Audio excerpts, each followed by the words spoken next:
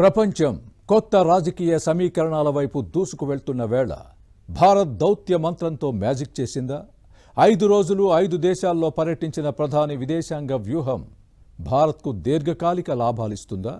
మోదీ విదేశీ యాత్రల వెనుక అసలు వ్యూహమేంటి? గ్లోబల్ మ్యానుఫ్యాక్చరింగ్ హబ్గా ఇండియా మారడం ఖాయమా?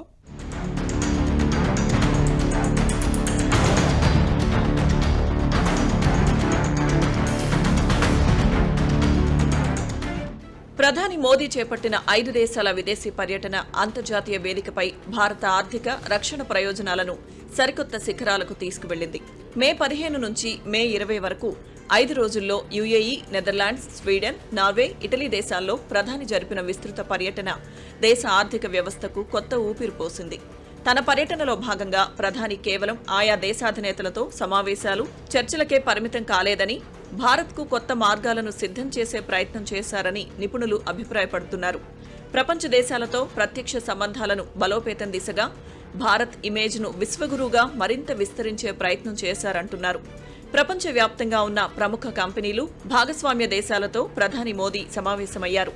సెమీ కండక్టర్లు, మౌలిక సదుపాయాలు, లాజిస్టిక్స్, టెక్నాలజీ, తయారీ రంగాలకు చెందిన 50కి పైగా అంతర్జాతీయ కంపెనీల సీఈఓలు, సీనియర్ ప్రతినిధులతో చర్చలు జరిపారు.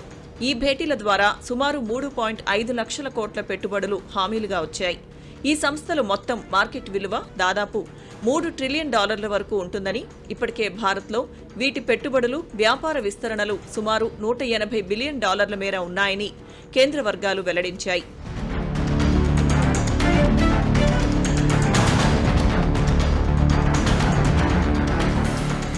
ముఖ్యంగా ఇరాన్ యుద్ధ ఉద్రిక్తతలు ప్రపంచ చమురు మార్కెట్లను కుదిపేస్తున్న వేళ యుఏఈతో కుదుర్చుకున్న ఒప్పందం భారత్ ముందు చూపుకు నిదర్శనమంటున్నారు నిపుణులు.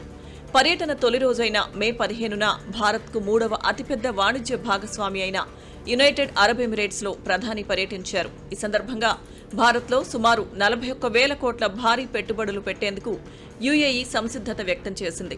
భవిష్యత్తులో ఇంధన కొరత రాకుండా భారత్లో నిర్మించనున్న వ్యూహాత్మక చమురు నిల్వల స్టోరేజ్ ప్లాంట్లలో భాగస్వామ్యంపై ఇరు దేశాల మధ్య కీలక ఒప్పందం కుదిరింది. అయితే హార్మజ్ జలసంధిని తెరిస్తేనే ఇవి అమలయ్యే అవకాశం ఉందన్న అభిప్రాయాలు వినిపిస్తున్నాయి. అయినప్పటికీ ఎల్పీజీ, పెట్రోలియం నిల్వలపై కుదిరిన కీలక ఒప్పందాలు భారత్కు అత్యంత మేలు చేస్తాయంటున్నారు నిపుణులు. ప్రపంచమంతా తిరిగి ఎక్కడ ఉపయోగపడతాదో అన్నీ చేసుకుంటారు రావాలి. ఇప్పుడు వచ్చిన పరిస్థితి, నరేంద్ర మోడీ ఆయన 12-13 సంవత్సరాలు ప్రధానమంత్రి అయ్యాడు కాబట్టి ఒక సీనియర్ నాయకుడుగా ప్రపంచంలో బయటకు వస్తున్నాడు. చాలామంది నాయకులు 200 దేశాల్లో 3 సంవత్సరాలు 5 సంవత్సరాల తర్వాత తగ్గిపోతారు. ఇప్పుడు ఈయన జీ జిన్పింగ్, వ్లాదిమిర్ పుతిన్, అలాగే డొనాల్డ్ ట్రంప్ వీళ్ళందరి లెవెల్లో అన్ని సంవత్సరాలు బట్టి ఉన్నారు కాబట్టి అందరూ పరిచయం అయింది, అందరూ తెలుసు.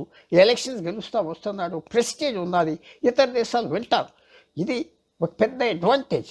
మిగతా మన పక్క దేశాలకు అలాంటి అడ్వాంటేజ్ లేదు. చాలా దేశాలకు ఆఖరికి ఈవేళ ఇంగ్లాండ్ లాంటి దేశం చూస్తే గత 10 సంవత్సరాల్లో 6 ప్రధానమంత్రులు ఉన్నారు.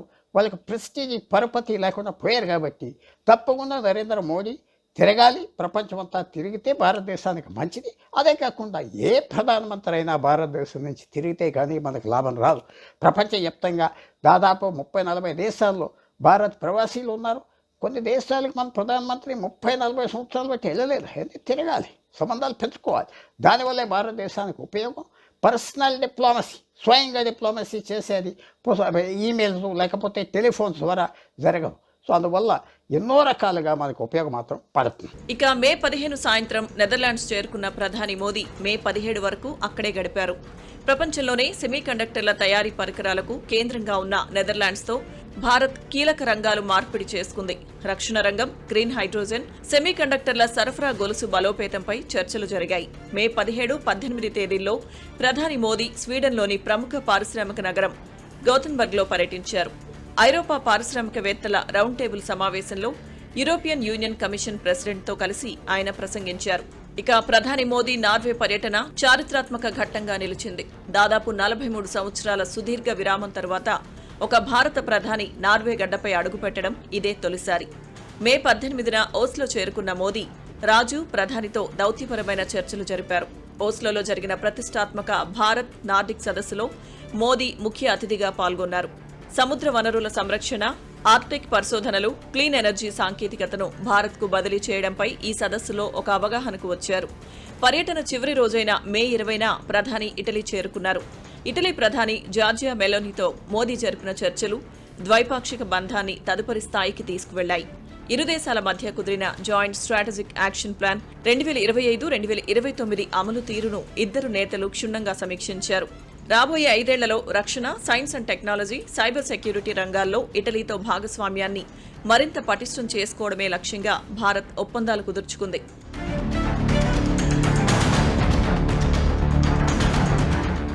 కేవలం 120 గంటల్లో ప్రపంచంలోని 5 కీలక ఆర్థిక వ్యవస్థలతో ప్రధాని మోదీ జరిపిన చర్చలు, కుదుర్చుకున్న ఒప్పందాలు భారత్ ఫ్యూచర్ ను నెక్స్ట్ లెవెల్ కు తీసుకువెళ్లడం ఖాయమంటున్నారు నిపుణులు. ప్రపంచంలో ప్రస్తుతం పెను మార్పులు జరుగుతున్న నేపథ్యంలో భారత్ ను గ్లోబల్ మ్యానుఫ్యాక్చరింగ్ హబ్ గా నిలబెట్టడంలో కీలక పాత్ర పోషిస్తాయంటున్నారు.